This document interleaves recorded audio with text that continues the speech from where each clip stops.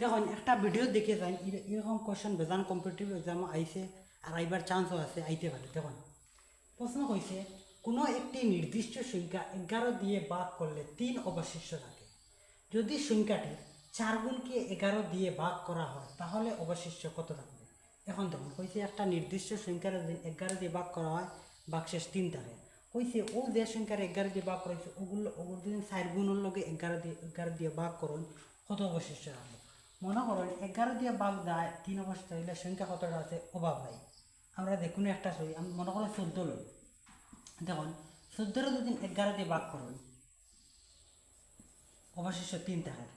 অবশিষ্ট কত থাকে? 3 থাকে। কইছে ও সংখ্যা ওপর 4 গুণ করতা ওই সংখ্যার 4 গুণ করলে কত হইব?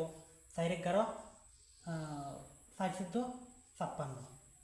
এখন কইছে ওগুলো যদি 11 দিয়ে ভাগ করেন 56 রে, দেখুন 5 11 55। কইছে অবশিষ্ট কত থাকবে? তার মানে অবশিষ্ট কত থাকে? 1 থাকে। একদম ইজি, একদম চিন্তা করলে একদম ইজি। এখন দেখুন এগুলো যদি ভিডিও দেখুন তাহলে আপনারা একটা আনসার কমেন্ট বক্সে দেওয়া যাবে। আমি একটা প্রশ্ন দিই, কোনো সংখ্যা কোনো একটি নির্দিষ্ট সংখ্যাকে 12 দিয়ে ভাগ করলে অবশিষ্ট 4 থাকে।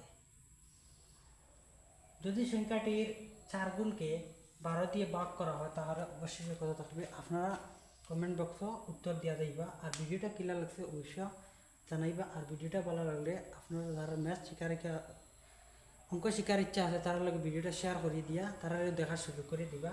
ঠিক আছে, অনুরোধ থাকলো ভিডিও। Thank you.